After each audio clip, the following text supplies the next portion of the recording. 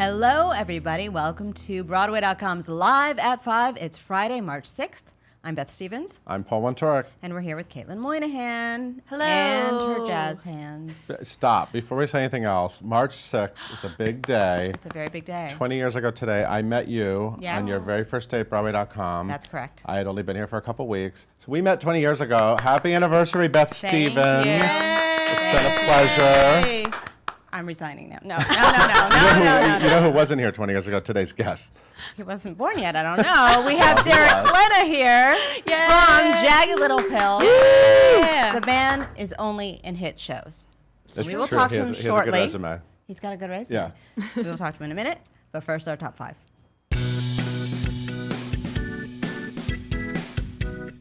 And we are so excited because these two are teaming up again to give us a fun prequel movie moment. Well, we don't know what this is. It a movie or a series? Oh. Well, I don't know. Maybe you're right. It's a series, actually. So Disney Plus is, of course, the new Disney streaming platform. They need content, so they're making all kinds of content. They have a lot, though. But there's also a lot of jump-off things. So I guess they thought, hey, the Beauty and the Beast movie made like $1 billion. That's right. That's the Everybody loved Josh Gad and Luke Evans and their amazing chemistry as LeFou and Gaston. So they're doing a prequel series, which is with them starring in it, which is fascinating. Cool. I know one knows what the plot is, but hey, LeFou's gay, so this could be fascinating. I mean, I want to know how all that happened. There might be good tension between Gaston and LeFou. Oh, definitely. I don't know. I don't know what the backstory is of LeFou, but I'm dying to know. Let's see. The movie came out in March 2017, so this is a real return to these roles for these guys who haven't done it for a few years, and that's all we know. We just know that. Oh, wait a minute. No, it's not. No, they are. They are in it. But Dan Stevens and Emma Watson are not in it because it's about LeFou and Gaston. It's not about Beauty and the Beast. Got it. Yes, and two of our stage favorites have a new gig. Okay, first of all, there's a world premiere musical by Lynn Ahrens and Stephen Flaherty teaming up again. They've written many of our favorites, including Ragtime and Once on This Island, and now we've got casting. This is happening at Florida's Solo Rep. The name of the show is Knoxville, and Jason Daniely and Hannah Ellis will star. This is based on James Agee's Pulitzer Prize-winning novel, and it's about some event in his youth that upset his mother, and, drama ensued. I don't know. Okay. But this will begin April 3rd, open April 10th, and run through April 25th, directed by Frank Galati. Good stuff. Cool. Yeah. Mm-hmm. Yes, and we have a fun reprisal performance happening later this year. Yes, so Michael Urie, who just finished his run in Grand Horizons. Thank you. Yes. Sometimes I forget names. It's fine. He was so great. He did that one-man show Jonathan Tolan's wrote, Bio and Cellar, where he played a guy living in Barbra Streisand's basement. Not living, working. Working. Barbra Streisand allegedly, or is it fact that she has a mall? It is not under her home. Her home. That is not anyway, a fact. It's a really funny show, and he was playing a guy who worked in her basement. It was great. He got a Drama Desk Award and a Lucille Lortel Award for the performance, and now they're bringing it back for Rattlestick Playwrights Theater's 25th anniversary celebration. And proceeds from this special performance on April 10th and 11th will benefit Pride Plays, which is that great series that the theater company started last year for Stonewall 50, where they did starry readings of a bunch of LGBTQ important pieces of theater. And they're going to do it again this summer. So this is going to help raise money for that. It's at 8 p.m. Nick Corey is directing. So April 10th and 11th, go check this out. And we found out who else is going to be putting on their Sunday clothes across the pond.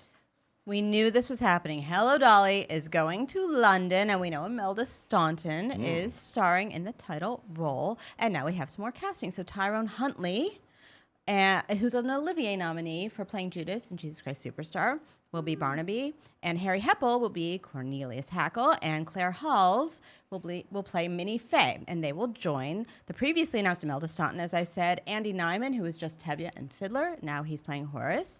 And Jenna Russell, who we love, will be Irene Malloy. Dominic Cook is directing, and it begins previews August 11th and opens August 27th in the West End. So it's a different production than the Broadway Jerry Zach staging. It's a ball of wax. Totally different. Same score.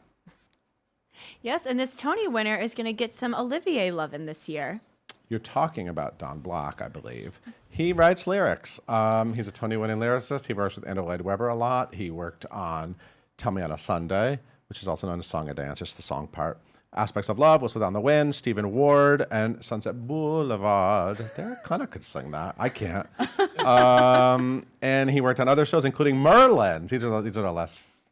These shows didn't run as long. Merlin, Bonnie and Clyde, and Disaster. Anyway, we started with the big ones. So at the Oliviers on April 5th, he's winning a special award at Royal Albert Hall. Congratulations, Don Black. What else is on the site? So Girl from the North Country opened. Girl from the North Country opened last night. We have gorgeous portraits. Emilio Madrid did some portraits, which are Good stuff. great. We also have a Q&A with Daniel Monks, who's in The Seagull in the West End, opposite Amelia Clark. He's playing Constantine, she's playing Nina. He's a hemiplegic, which means that half of his body is paralyzed. And he talks about just having a great job not playing a disabled character, but just being a disabled actor, and how much he loves Ali Stroker for obvious reasons. It's really a wonderful Q&A. Check that out. And we have a first look at the new play by Tracy Letts. Which I saw last night. It's called The Minutes, and it's crazy. You think it's one thing, and it's something else. I hope they put that on the front of house, don't you? It's crazy. Under the marquee, it's crazy. I really enjoyed it. And on that note, I'm out of here. I can't wait to see you in our 21st year. Thank you, Paul. I'll see you next week. Whatever. Have a good weekend. All right, well, thank you. Caitlin, please tell us about our guest. Gladly. Yes, guys, we got Mr. Derek Klena here with us in the studio today. He's going to be talking all things Jagged Little Pill. And guys, he's been with the show since its world premiere, so he has a lot to say. You may also know him from being in, small Broadway shows like Wicked, Anastasia, Bridges of Madison County. He's been busy. You guys can follow him on social media at Derek_Klena. Don't forget the underscore. Leave all of your questions down in the comments below. And please welcome Derek and Beth. Thank you, Caitlin. Yay! Hey guys. Hi, thanks for having me. We're so glad you're here. Welcome. Thank you. Thanks so much. So tell us how things are going over Jagged Little Pill. You've been open for a few months now. Yeah. We opened December 5th. It was the first time I've ever opened a show in the fall. So, or like the fall going into the winter. So it's been cool. The holiday rush. Now we're up and running, and Tonys are on the horizon. People are loving this show. This show gets ovations during the show. They don't wait till the end. They just stand up while it's happening. Yeah. How does it feel to be a part of something like that? It's such a powerful show, and obviously the music is so strong and really touches people. And there is a moment in our show that Lauren Patton sings "All I Really Want." I mean, not "All I Really Want." You ought to know. That tends to get audiences on their feet. But it's been amazing to watch how the show has been impacting our audiences, and giving this show life after three years of developing it. So it's been cool. And you've been part of it from the beginning. Is that true? I have. Okay, Yeah. we can confirm. Derek Klena has been. So I've been Nick the whole time. you've been Nick the Yes. whole time. You never were one of the other No, characters. no, Good no. to know. Good to know. Now, when this album came out, you were just a wee child. I was a wee one, yeah. But do you remember it like filtering into your consciousness? I do. I grew up in Southern California, so we spent a lot of time in the car, obviously. And I have a lot of memories of jamming out to Alanis Morisette, either going to the beach or going to LA. But it wasn't until like really working on this project that I realized that it's all one album. Like all these iconic songs are all on one album. And when I joined the show and I was just seeing all these lyrics and all the songs together on paper, it was just it blew me away. I'm sure. It was a huge blast from the past, but in the best way. And the lyrics still ring true today, which is just a testament to Alanis' work. But tell me about meeting Alanis Morissette when she finally came in to the process. Yeah, she is one of those people. She's so passionate and so loving, and she's one of those presences when you're talking to her. It's almost like she's looking into your soul in a way. Like it takes you back. She listens so intently, and she cares so much, and she invests so much into each and every conversation that she's just like a powerful presence. And watching her watch the show for the first time, it was like the first workshop we did a couple years ago, and watching how moved she was with the show and how proud she was of the work that we were doing was just that kind of a moment we'll never forget. And she said that everything that she couldn't really accomplish on the album is now being fully fulfilled on the stage and giving another perspective to the material that she is so proud of. So that meant a lot to us That's to a get that great stamp compliment. of approval. Yeah, from that's more than a stamp of approval. from the genius and the legend that she is. Yeah. That's amazing. And also, it must have been nerve-wracking to sing her songs in front of her. Yeah, a little bit, but it's good. Yeah, especially because this album especially is so near and dear to her heart. She wrote the song, wrote the album when she was 19. Right. So this is a very important part of her piece of her life, and to share that with her and to have that opportunity and that privilege to sing that material and give it a new voice is cool. So as I was saying before, you are in hit after hit. There's a wide fan base for Derek Klena. Thank you. I'm just saying. But all of the shows that I've seen you in, at least, have been contemporary. Is there a classical show that you'd like to do? I would love to do Damn Yankees because I have a huge baseball background. I played baseball in college and growing up, so that would be All right, let's go back to West play. Covina. Let's go back. Oh, you're going back to We're going back to West Covina, Okay, all which right, was made all right. famous by Crazy Ex-Girlfriend, but that's where you were from, Yeah, right? that is where I'm from. And now there's, like, songs it about it. exists. Yeah, it's an actual place in the San Gabriel Valley. Yeah. So if there is a Crazy Ex-Girlfriend musical, you need to be in it. I mean, yeah. My mom to this day is like, your agents know you're from there, right? Like, you need to audition for the show because, like, that's kind of where we live. I was Yeah. like, I know, Mom, if there's a role, like, I'm sure I'll go in for it or whatever. But yeah, so she's still adamant. She's like determined to get me on that show. I love how passionate your mother is. Yep. Yeah. I'm not talking about Elizabeth Stanley, by the way. I'm talking about your actual Yeah. So Yeah, my actual. your actual mother. So what's your baseball story back in California? Yeah, I just grew up playing my entire life. It was very High School Musical upbringing. I would literally. I need a definition. I would literally. There were times where I was pitching in Little League, and I had to leave the game in like the 4th or 5th inning to go play Kurt in Sound of Music at a dinner theater.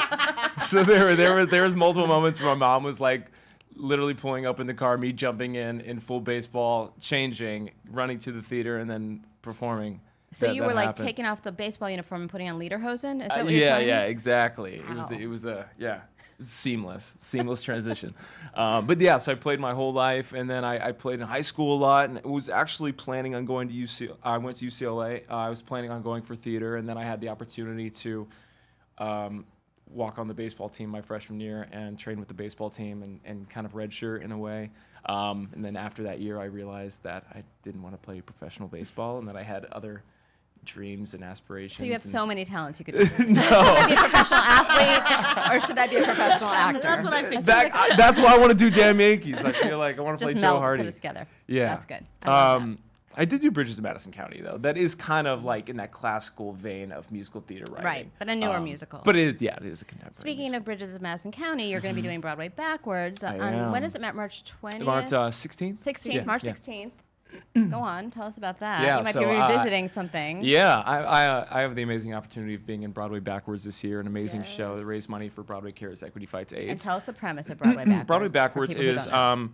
actors and actresses usually play characters and sing songs that are usually sung by the opposite sex, or not necessarily songs or scenes or characters that They would be us seen as for. actors usually Yeah. would be playing in the actual performances. So it's a chance to kind of like flip the sides a little bit. But this particular show and this year, I'm doing A Million Miles to Go from Bridges of Madison County. Not a with- song you got to sing in the actual. It is not, but I listen to it every night, sung by the amazing Kelly O'Hara and Stephen Pasquale.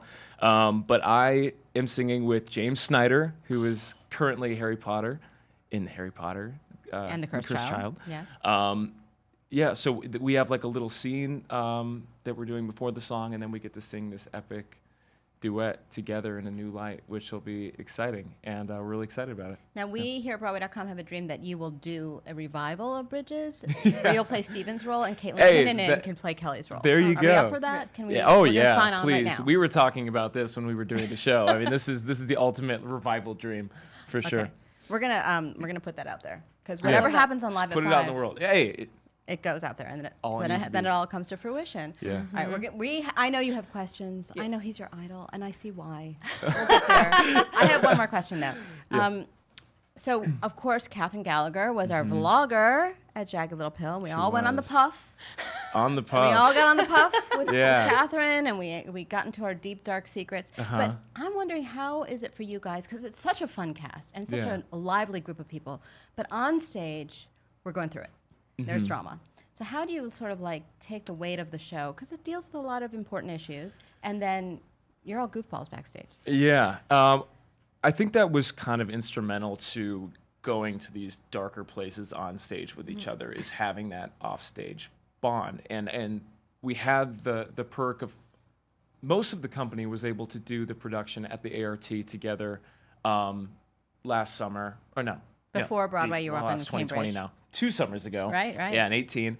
And so we've been working on it together as a collective cast for quite some time. So having that history with one another and that trust is really important, especially in this show that deals with a lot of sensitive material.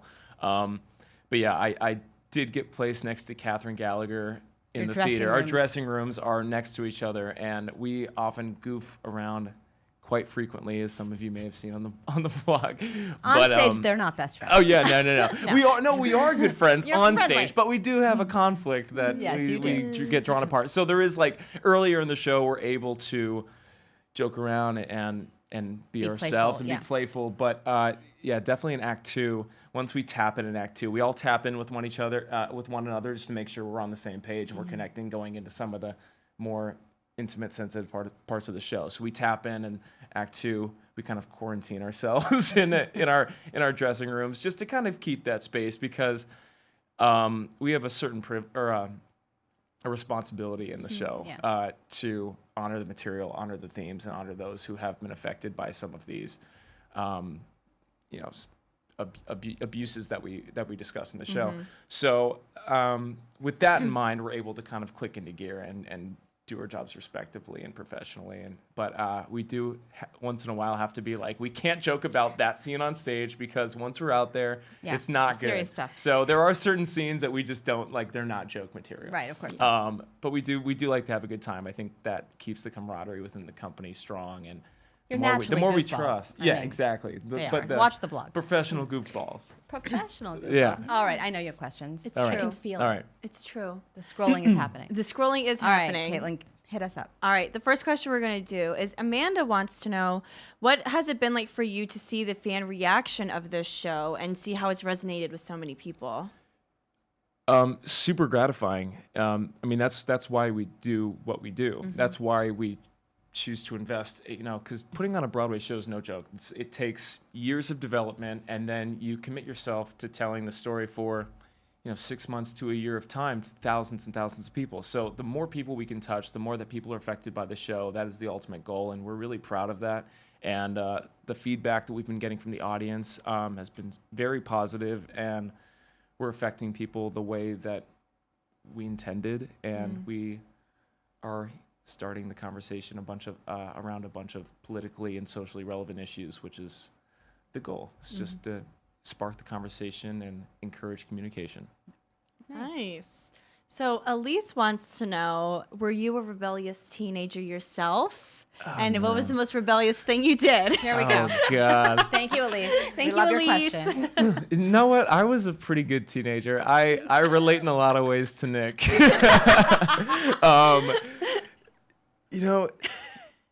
Oh gosh. I mean, just the usual shenanigans. Sneaking out. Be specific, I Derek. know, my mom's watching. She's gonna kill me. Hey, Mom. No, I mean, there was like times where I went to like parties with friends and like ditched lunch with friends. I know that did happen. You did. Sorry, Mom. But yeah, that's as like You're not going to tell us, are you? vigilante as it Okay. gets. No, I'm like, I was a pretty good kid. I look back at videos You were now very and I'm like, busy oh between god. baseball and The Sound of Music. Yeah, there Yeah, you go. come on. I did. I was working a lot. I was either playing baseball or doing On stage. regional theater shows in the area. So I was a busy kid. Amazing. It's important to stay busy, but also have fun. Stay off the streets, kids. Yeah, stay off the streets. Luke wants to know, what was your very first time on stage? Was it a school show? What was it? Give us the Take us deets. back. First time on stage. Well, the first time I think I ever performed was like in this class that my sister and I did. I think I was like 4 or 5, and Wow. my sister was 2 or 3, and we did like a little like song and dance review. And I remember us singing one from chorus line. I'm sure I think that was our first on stage experience, like actual performing. With choreography? Yeah, but I think the very first. Did you have a gold hat? I did have a gold hat. I did. You have to. When you're doing a required. chorus line song, regardless of what it is, I think it should. I wish we could think go it should to have a tape right gold now, hat. don't you, Caitlin? Yes. Oh yeah, don't tap. My mom's like, I have it on speed dial. I'll send it in right now. No, so that was like the first review thing, and then I also my first role in a show was I was a flying monkey in The Wiz when I was like 6. Oh, that was prescient. Yeah. For your Wicked Yeah, debut. there you go. Wicked There you days. go. And I wasn't was one of Wicked the the first- featured monkeys that got to actually fly in the show across the stage. A featured Yeah. monkey. You got a featured monkey track. You got to fly. It's legit. But Thanks, wasn't Matt, Wicked like too. the first show you saw? It was. Did you follow the monkeys? Were you in tune with the I monkeys? did. I was like, whoa, they're doing some crazy stuff. We never got to do that back in the day. Even They're on the like featured flying tracks. around, they're climbing the top. I was like, yeah, ours is very like G-rated monkey flying. Wicked just Broadways it up, you know. Yeah, they certainly Broadway do. budget. They really do. All right, I think we have time for one more, All right. Caitlin. All right, we'll do one last question, and I'm gonna ask this because this has a lot of likes and hearts on it. Jasmine wants to know, what is it like to be back at the Broadhurst? 2 shows is in it a like? row. How could we not talk about Anastasia? I know. So you have a yeah, different dressing room now. I do. I inherited Caroline O'Connor's old dressing room. Fun. It's a floor up, but it's quite spacious. Yes. It's nice. It's Yes. very nice. But it's cool. You know, originally I was like a little bit disappointed because I would love to experience, you know, performing in as many Broadway theaters as I can. But at the same time, when I walked in and knew kind of the lay of the land and knew a lot of the Same people stage working. door guys Yeah, same and- stage. Ernie. Shout out to Ernie. But like a lot of the people working, a lot of the engineers and the people working internally in the building are all the same. So that was cool to see a lot of friendly faces and know the environment, know the stage, know the theater. And it's a beautiful, amazing theater. It's very intimate. Do you ever have this moment where you're like, what show am I in right now? No, Am I in Anastasia? I don't think so because Anastasia and Jagged Little Pill are about on the other Okay, sides of the just asking. spectrum. So I'm like, yeah, do I ever just want to break out into my Petersburg? I don't know. If you've seen Jagged Little Pill, maybe it's like, this would be a perfect place for it. But I don't think it exists in Jagged Little Pill. But it's been really, really cool. It's been really cool to be in the same theater. And when do you really get to do that? I feel like that experience You of have being like in a the true same theater. Broadway home. Yeah, there you go. I'm going love to hold it. a residency at the Broadhurst. Ooh. You're in residency. I hope you have another show. That Yeah, can just always exactly. be there. I love it. Oh my gosh. Well, Derek, thank you for coming in. Thank you so much for having me. Guys, go see Jagged Little Pill. See Broadway's sweetheart, This guy. Derek Klena. Caitlin, will you take us on out for the Glad- weekend? For the weekend, we made it to Friday, you guys. Thank you so much for tuning in today. We are live at 5 every single weekday here on Facebook, and you can listen to us wherever you get your podcasts by searching for hashtag Live at 5 and hitting that subscribe button. Have a great weekend, and we'll see you on Monday. We talk to Sally Murphy of The Minutes.